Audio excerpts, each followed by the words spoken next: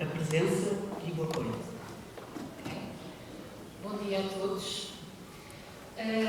Começo por cumprimentar o excelentíssimo Presidente da Rede Internacional de Animação Sociocultural, Pascal Porti, a excelentíssima Senhora Presidente do CIDEI, a Professora Doutora Maria João Silva, a excelentíssima Senhora Presidente do CIER, da ESLX, a Professora Doutora Cristina Cruz, e também a Coordenadora da Comissão Organizadora, a Professora Doutora Joana Campos. Cumprimento também, e de uma forma efusiva, todos os participantes que aqui se encontram presentes. É com muito entusiasmo que vos dou as boas-vindas, em nome da Escola Superior de Educação de Lisboa, a este Congresso da Rede Internacional de Animação Sociocultural em Lisboa.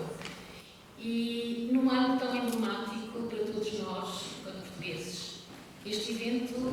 não poderia acontecer em um momento mais simbólico, pois celebramos os 50 anos do 25 de Abril, a Revolução dos Cravos, que marcou profundamente a história de Portugal e o seu papel no mundo. Há meio século, o 25 de Abril de 74 trouxe-nos a liberdade, a democracia e a esperança de um futuro melhor. Foi uma revolução feita por pessoas que sonharam com um país mais justo, mais igualitário, onde todos pudessem ter voz e vez. Este espírito de transformação e de crença no poder da ação coletiva é também o que nos reúne hoje aqui. A animação sociocultural, enquanto campo de atuação, partilha desta mesma visão de mudança, promovendo a participação ativa dos cidadãos, incentivando o seu desenvolvimento cultural, social e educacional, sempre a lutar contra as desigualdades, sempre com o objetivo de ajudar a construir sociedades mais inclusivas e mais solidárias. Neste Congresso, teremos a oportunidade de partilhar experiências, refletir sobre práticas e desafios e também construir novos pontos de cooperação entre diferentes realidades e contextos. A diversidade de perspectivas que aqui se vão encontrar são certamente um reflexo da riqueza desta área de intervenção e da capacidade de nos adaptarmos e inovarmos perante as complexidades do mundo contemporâneo. Tenho a certeza que vamos estar aqui reunidos não apenas como indivíduos, mas como uma força coletiva dedicada não só a aumentar o conhecimento, mas também a contribuir para o fortalecimento dos laços que nos unem. Hoje e aqui, a Escola Superior de Educação de Lisboa continua a reafirmar o compromisso de proporcionar uma educação de qualidade que não apenas transmita o desejável conhecimento, mas que também promova valores fundamentais. A nossa missão enquanto escola não é apenas formar profissionais competentes, mas, sobretudo, cidadãos éticos, sensíveis e capazes de contribuir para uma sociedade mais justa e inclusiva. Ao celebrarmos os 50 anos do 25 de Abril, somos convidados a relembrar que a liberdade e a democracia são conquistas que exigem vigilância constante e dedicação contínua. A animação sociocultural tem um papel crucial neste processo, pois também é através dela, e muito através dela, que podemos fomentar o espírito crítico, a participação ativa e o sentido de comunidade, que são fundamentais para a manutenção e aprofundamento das nossas democracias. Sejam muito bem-vindos. E para terminar, é com grande satisfação que damos as boas-vindas a todos, e especialmente aos conferencistas, aos quais queremos expressar a nossa profunda gratidão por nos dedicarem o seu tempo e o seu conhecimento e que muito nos honram com a sua presença. Tenho a certeza que este encontro vai ser um momento de crescimento pessoal e profissional para todos nós. Mais uma vez, sejam muito bem-vindos.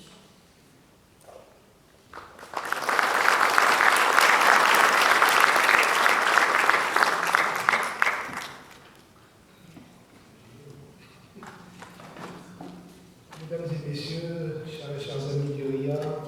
mesdames, tout d'abord un grand merci pour votre accueil dans ces locaux, dans ces beaux locaux. Merci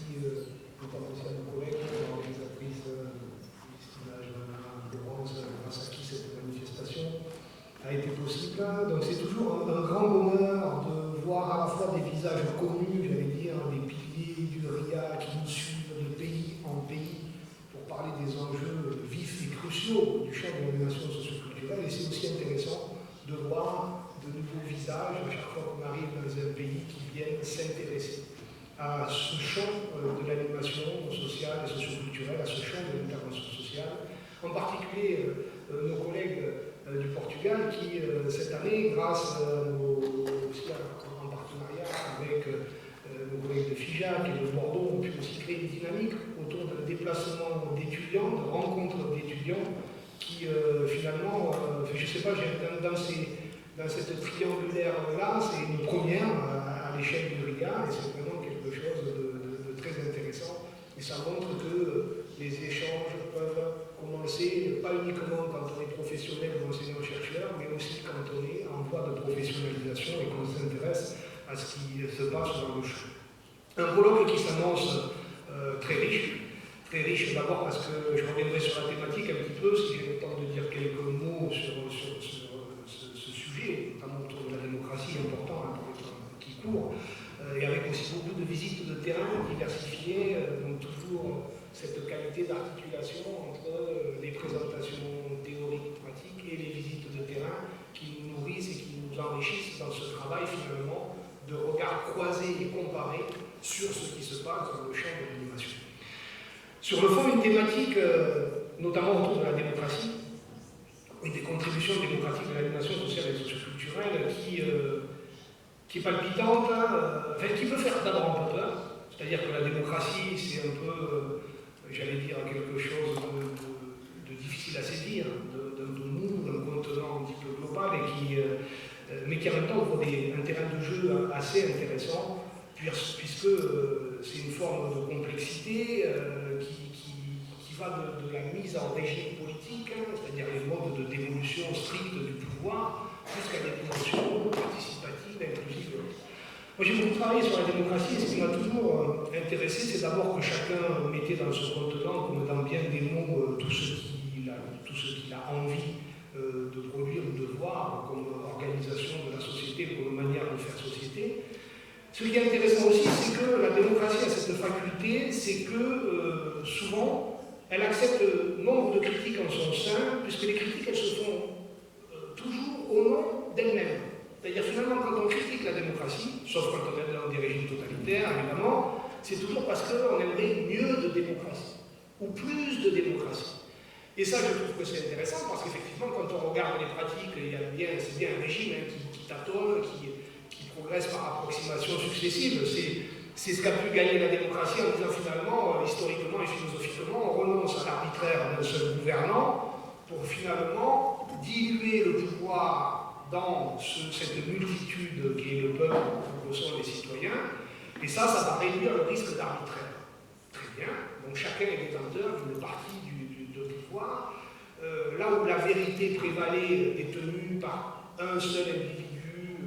au nom de son hérédité, de son caractère monarchique ou religieux ou autre, là on est tous détenteurs de pouvoir et tous détenteurs et détentrices d'une opinion qui est à égalité avec celle des autres.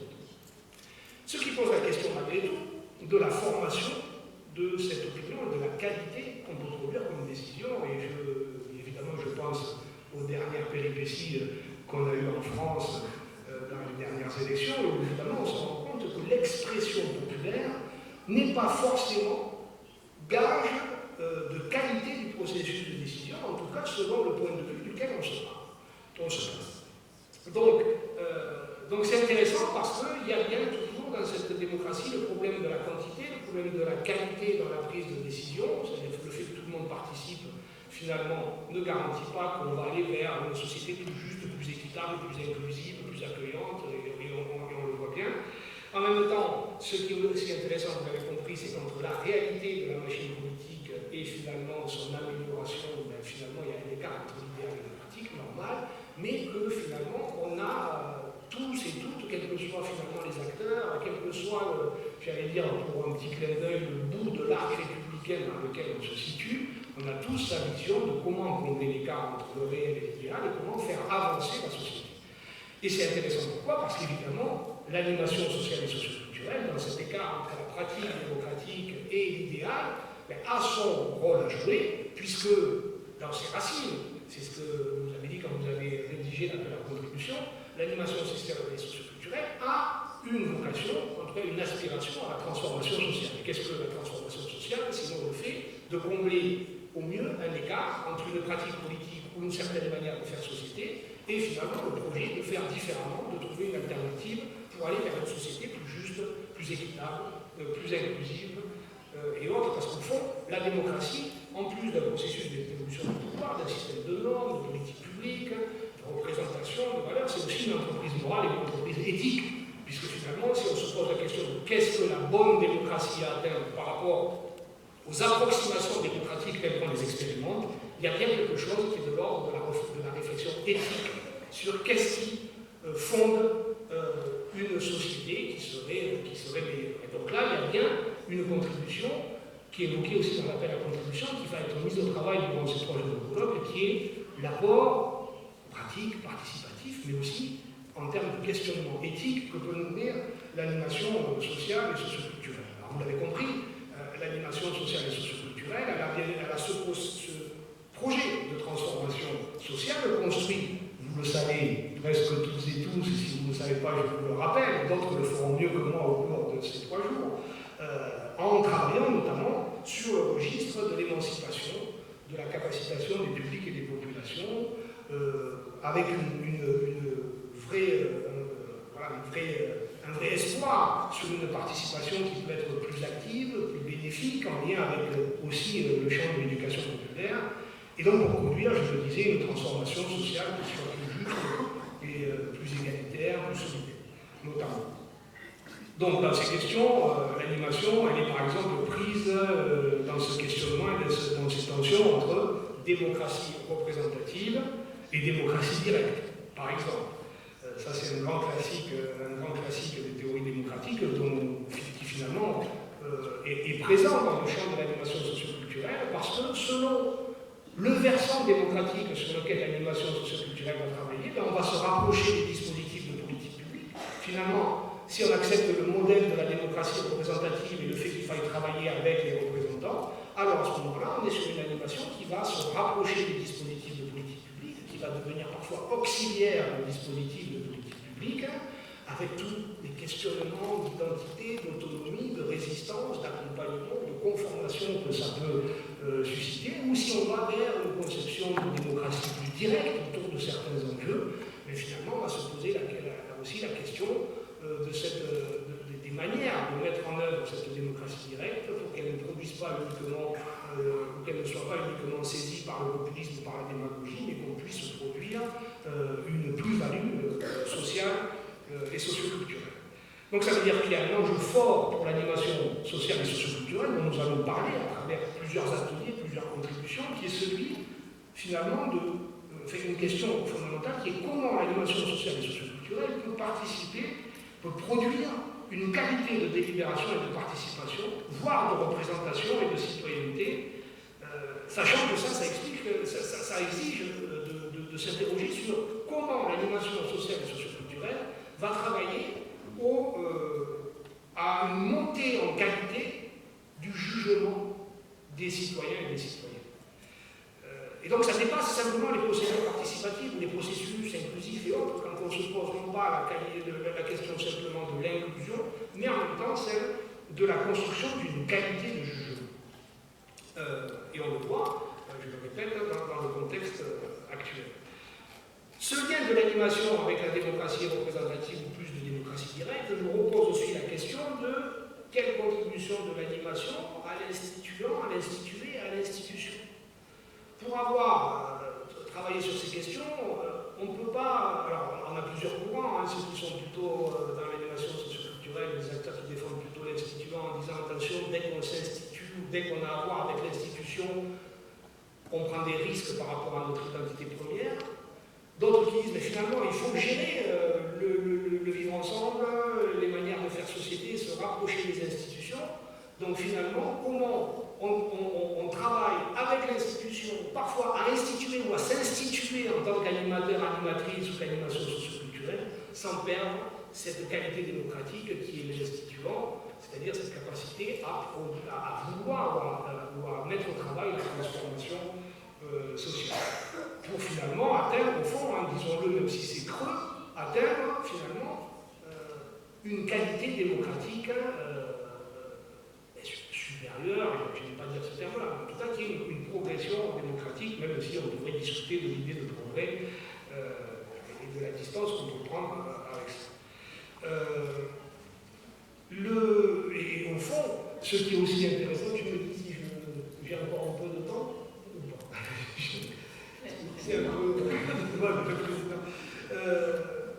Dans ces rapports démocratiques aussi, finalement, puisque je vous ai dit, la démocratie, c'est une modalité de dévolution du pouvoir, d'organisation aussi des rapports sociaux, des rapports du pouvoir au sein des sociétés, finalement se pose la question pour l'animation socioculturelle de sa qualité à redéfinir le rapport au pouvoir. C'est-à-dire d'abord, est-ce qu'on arrive à promouvoir une vision du pouvoir qui n'est plus une fin, c'est-à-dire la chose qu'il faut conquérir, mais un moyen de faire des choses, notamment de transformer la société. Est-ce qu'on arrive à démilitariser la lutte pour le pouvoir, c'est-à-dire finalement, est-ce qu'on arrive à produire ou à mettre en œuvre des processus de pouvoir ou de gestion qui finalement sortent de l'idée que le pouvoir c'est dominer ou que le pouvoir c'est exercer une forme de violence sur telle ou telle population ou tel groupe. Il y a aussi quelque chose qui est très important, me semble-t-il, en lien avec la démocratie pour l'animation sociale et socioculturelle, c'est sa capacité à créer des espaces et à mettre au travail le conflit et la mise en conflictualité je défends l'idée de mise en conflictualité non violente, mais en tout cas de mise en conflictualité de certains enjeux sociaux. On est souvent dans une démocratie qui affirme à ses racines qu'elle a bien le conflit, effectivement, dès qu'on a des opinions qui se valent, il faut accepter qu'elles s'entrechoquent, puisqu'il n'y en a jamais une qui vaut plus qu'une autre, et en même temps, on voit aussi dans tous les dispositifs participatifs et même dans l'animation de certains groupes que la conflictualité et le conflit fait peur. Et pourtant, c'est important parce que ce qu'on voit aussi, c'est que finalement, les sociétés qui deviennent violentes ou celles qui se radicalisent ou qui choisissent les options nationalistes, populistes, sont aussi des sociétés où on peut se poser la question de la manière dont on a réussi à prendre en charge la colère. Et l'animation sociale et socioculturelle, dans cette prise en charge de la colère, dont une des modalités, c'est de la traduire en conflit. La colère, c'est un carrefour, si vous voulez. Soit on prend une colère qui va produire de la rage, de l'agressivité, de la rage, de la haine et de la violence exprimée physique ou symbolique très forte, soit cette colère-là, on arrive à la mettre au travail en la rendant exprimable, en la rendant discutable et finalement en la traitant comme elle se doit. Et je pense qu'une des variables, elles sont nombreuses, ça serait absurde de réduire et de simplifier les processus qu'on connaît notamment en France ou dans l'Europe à l'heure actuelle. Finalement, le choix des extrêmes vient aussi d'une incapacité, pas uniquement à entendre, mais à prendre en charge une expression de la colère et une mise en conflictualité de certains enjeux de société. Est-ce que l'animation sociale et socioculturelle est apte à faire ça et à créer ces espaces avec détermination, avec ces méthodes, avec tous ces savoir-faire d'ouverture de la conflictualité, de mise au travail d'une montée en conflictualité de certains enjeux sociaux et de traitement assumé d'une expression de la colère pour que cette colère bifurque vers des modalités d'expression citoyenne et démocratique plutôt que vers des modalités de violence parce qu'on n'a pas trouvé les moyens de se faire entendre, d'être compris dans cette colère. Et vous l'avez compris, je terminerai là-dessus. Au fond, au-delà des aspects institutionnels, des aspects de rapport au pouvoir, du gouvernement, d'éducation à la citoyenneté, de comment on fait pour que les processus, au-delà d'être quantitatifs, c'est-à-dire une participation maximale, deviennent qualitatifs, avec une qualité de jugement et de délibération, se pose aussi une question qu'on oublie parfois dans le traitement, en tout cas longtemps la science politique l'a oublié, c'est-à-dire de considérer que les régimes politiques étaient aussi des affaires d'émotion. Et c'est intéressant de se poser aussi la question de savoir comment l'animation sociale et socioculturelle va pouvoir travailler à la mise au travail de la composante émotionnelle de la démocratie. Ça rejoint ce que je disais sur la colère, c'est-à-dire que finalement, on sait que les plus grandes forces politiques qui ont la capacité de travailler sur les émotions, c'est les forces conservatrices. C'est-à-dire c'est elles qui prennent en charge la peur, qui prennent en charge la crainte, le sentiment d'insécurité. Donc, deux solutions. C'est-à-dire soit on accepte que les leaders populistes, finalement, exprime, et de plus en plus on assiste en plus à une individualisation des émotions. Il y a des chercheurs en sciences politiques qui ont dit, finalement, jusque dans les années 2000, il y avait des émotions, mais c'était des émotions de frustration, parfois de colère, de revendication, d'indignation, mais qui étaient collectives.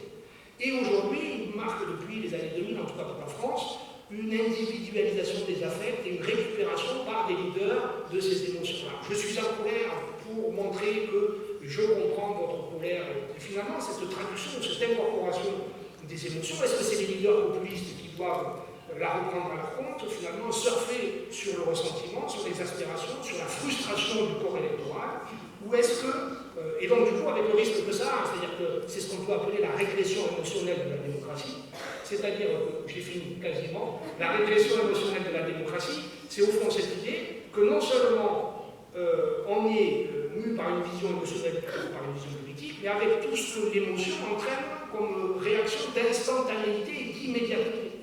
L'expression émotive, c'est celle qui finalement suspend le temps plus long de la pensée et de la réflexion avant le passage à l'action. Donc, si on ne veut pas qu'il y ait une prise en charge de la partie émotionnelle de la démocratie, qui génère une forme de régression, qui soit prise en charge par les leaders populistes, ou qui viennent nous inscrire en tant que citoyens et citoyens uniquement sur le registre ou sur l'instant, et avec le risque de dépolitiser, d'individualiser le rapport à la politique, alors il y a bien un moment où l'animation sociale et socioculturelle est aussi un moyen, une médiation, une intégration de cette dimension émotionnelle, mais encore une fois en la repolitisant, c'est-à-dire en agrégeant finalement les expressions pour finalement retrouver cette dimension collective, sans nier la dimension émotionnelle du régime politique, mais pour finalement la réorienter vers le politique au sens collectif du terme, y compris au sens alternatif et de transformation sociale, et non pas résumer le politique démocratique de plus en plus à de l'émotionnel et à de l'instantanéité, avec finalement toute la question qui se pose pour cette animation sociale et socioculturelle. En démocratie, comment on met au travail à nouveau différemment, avec la composante rationnelle mais aussi émotionnelle, qualitative et quantitative. Finalement, c'est une manière de faire en société, c'est l'enjeu de nos 3 jours de colloque. C'est l'enjeu de ce dont nous allons discuter autour des axes qui ont été identifiés et qui couvrent bien plus largement les aspects de la problématique que ce que je viens d'évoquer. Mais c'était une petite précision de départ, avec toute la difficulté de parler peu sur un sujet comme la démocratie. En tout cas, merci pour votre accueil, merci pour votre présence et bon colloque à tout le monde.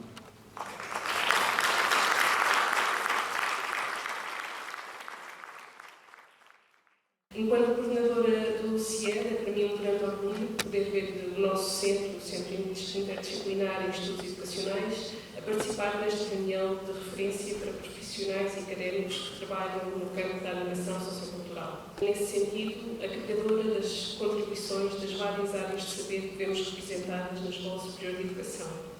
De forma semelhante, a animação sociocultural é também fruto da confluência dos vários domínios científicos, culturais e artísticos, e é nesse sentido que temos procurado identificar e afirmar o espaço para a produção de conhecimento científico no âmbito da intervenção social e da educação em contextos não escolares. Assim, o CIED tem vindo a abrigar diferentes projetos e iniciativas, quer na linha de investigação em educação e desenvolvimento, quer na publicação de artigos da revista da investigação à prática. Desta forma, procuramos albergar o trabalho que tem vindo a ser desenvolvido por estudantes e docentes no contexto da nossa licenciatura, mas também de outros cursos e de outras instituições que hoje vemos aqui representados, como seja o Politécnico de Coimbra, de Santarém e de Setúbal, e queremos continuar a contribuir nos nossos espaços de produção e divulgação para a construção de um saber que permita a reflexão sobre práticas, quadros teóricos e metodológicos que norteiam o trabalho de animação sociocultural. Tendo em conta o momento que vivemos, em que o exercício da cidadania se joga cada vez mais em extremos ideológicos que tendem a criar tensões e obstáculos ao desenvolvimento, e em particular ao desenvolvimento socialmente sustentável, é sem dúvida prestigiante para o CIED ver os seus investigadores envolvidos no diálogo que certamente se irá produzir durante estes 3 dias em torno da democracia e da participação e que esperamos que aponte para caminhos promotores de mudanças positivas. Estou segura, tendo em conta o perfil dos participantes que encontramos nesta sala, que estes serão os momentos de criação, inspiração e motivação que tanto precisamos para continuarmos a incentivar os nossos estudantes, a apoiar os nossos parceiros e a convencer-nos de que o nosso trabalho contribui para uma sociedade mais inclusiva e aceitadora das diversidades. Termino desejando a todos os participantes uma boa conferência e agradecendo todo o trabalho das minhas colegas de comissão organizadora.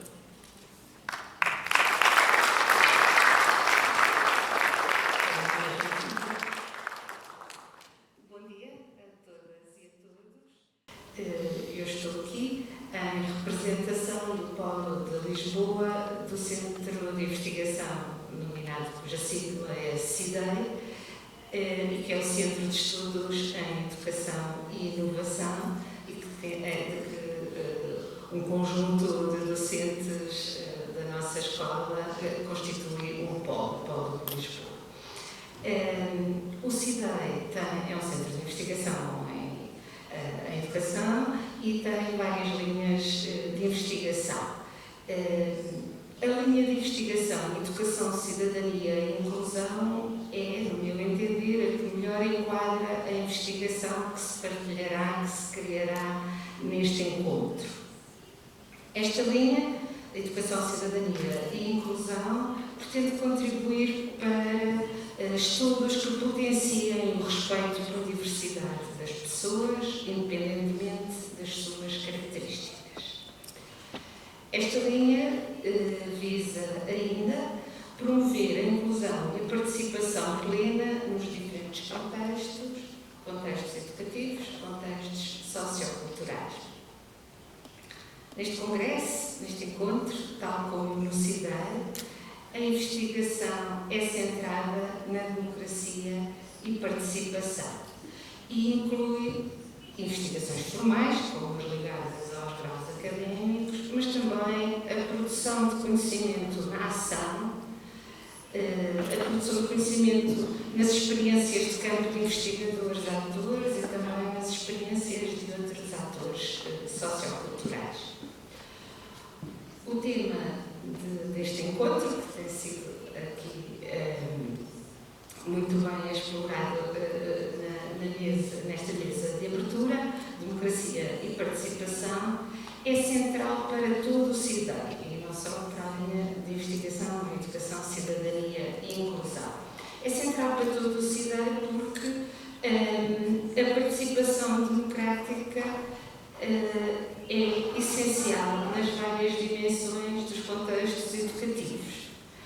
Porque a participação democrática é essencial nas várias dimensões da cidadania, seja a cidadania política, ou social, a cidadania cultural, a cidadania artística, científica, ambiental e até na cidadania sexual. E esta participação democrática, no fundo, está presente em todas estas cidadanias e, como é óbvio, elas não são separadas na sua interseccionalidade. Desejo a todos e a todas que seja muito bom estar aqui connosco. É para nós muito bom ter todos nós connosco. Dou os parabéns à organização por tornar possível este encontro. Desejo-vos excelentes trabalhos, partilhas, continuação do desenvolvimento da rede, criação de conhecimento. E sobre criação de conhecimento, queria aqui fazer uma parte dizendo que há 10 dias a Laurence disse-nos que procurássemos a felicidade na nossa intervenção social e educativa. E eu queria dizer que a construção de conhecimento, para mim, acredito que para quase todos nós, é essencial para esta construção da felicidade. Muito bom dia, muito obrigada.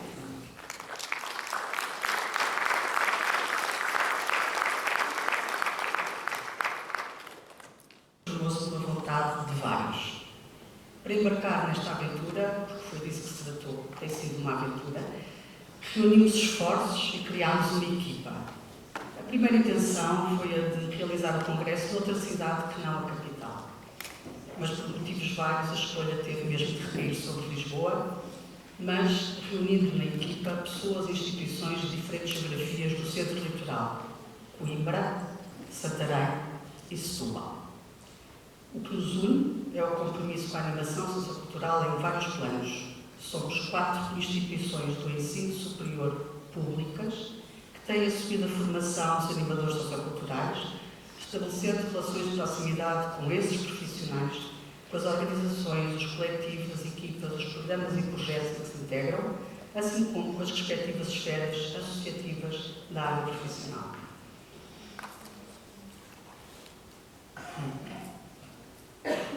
Neste processo, a direção da RIA foi incansável no apoio e orientação, e queremos aqui destacar Pascal Tozzi, o seu presidente,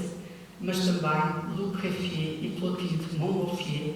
que estão hoje aqui connosco, a quem muito agradecemos. Também as direções e presidências das respectivas instituições contribuíram, garantindo financiamento, disponibilizando técnicos e acompanhamento nas variadas tarefas que uma organização deste tipo implica.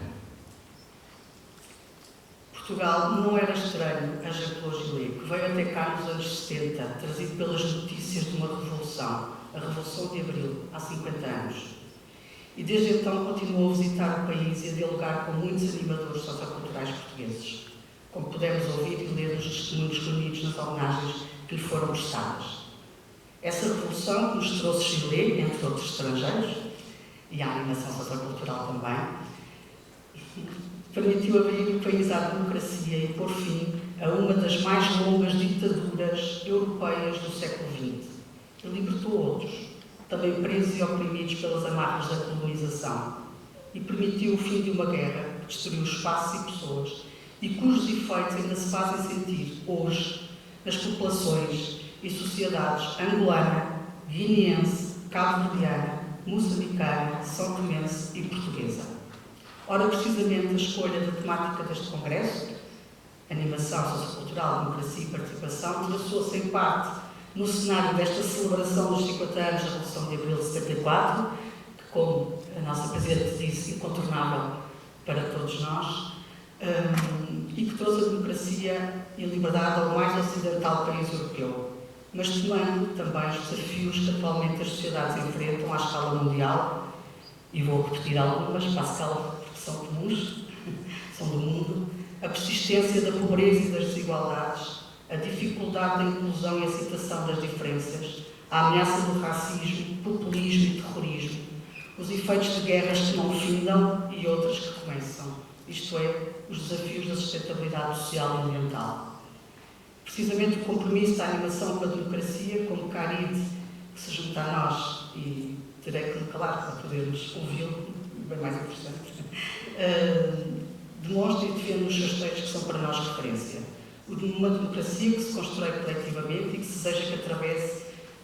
várias dimensões, escalas e estruturas das sociedades. Uma democracia que garanta a liberdade no sentido kantiano, em que e para que cada um e cada uma a vivam e a promovam integrados nos coletivos e grupos a que pertencem, sejam quais forem os territórios em que se encontrem.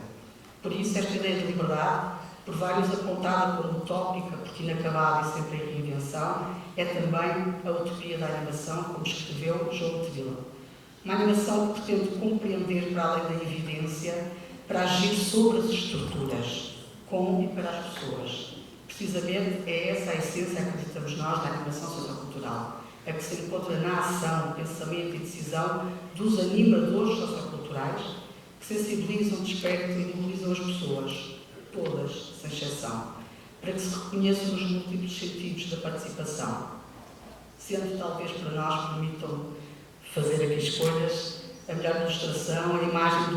do animador militante, que podemos revisitar o modelo de Christophe Dansac e Cécile Bachet, também connosco nestes dias, e que tomaram o modelo de Gillet. Ora, uma animação que, apesar das singularidades e especificidades das pessoas e dos grupos, das coletividades e localidades, cidades e países, atravessa as fronteiras e pretende esbater as barreiras, sejam as políticas, sociais, culturais e simbólicas, mas também as físicas e linguísticas. Por isso, neste encontro, quisemos que se ouvissem as palavras ditas nas várias línguas que falamos, para que possamos melhor expressar os nossos pensamentos e sentimentos. Mas como viemos e somos de lugares diferentes e alguns muito distantes, temos participantes do Canadá, temos participantes da Argélia ou pessoas que vêm da Suíça, são da América do Sul. Contamos com o apoio técnico e que agradecemos já aos tradutores e intérpretes que, no seu trabalho, nos permitem este diálogo. Para finalizar, regresso ao início. A Gilê e à sua vinda a Portugal, à RIA e à animação sociocultural, cuja história em Portugal está indelevelmente relacionada com a da Revolução. E temos um orgulho enorme de contar com uma das protagonistas desse processo, que falará para nós, Cecília Salgado. Termino lembrando a frase de uma das canções de Zeca Afonso, talvez permitam dizer, é a minha opinião, o mais significativo músico da Revolução, que cantava: o que faz falta é animar a malta. Eu não sei se ele estaria a pensar nos animadores socioculturais,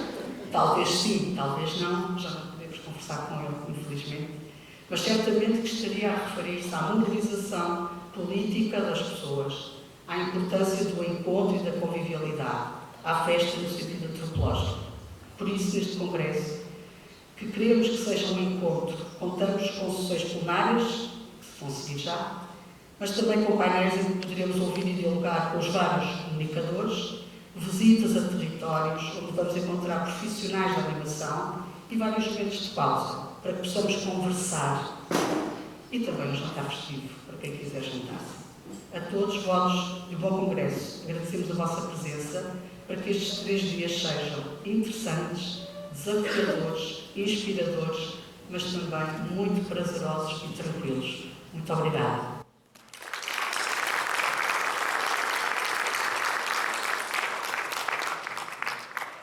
Vamos seguir a ouvir o nosso caríssimo professor Caride, que falará na sua língua e, portanto, quem precisar de tradução pode fazer então a troca dos auriculares. Muito obrigada.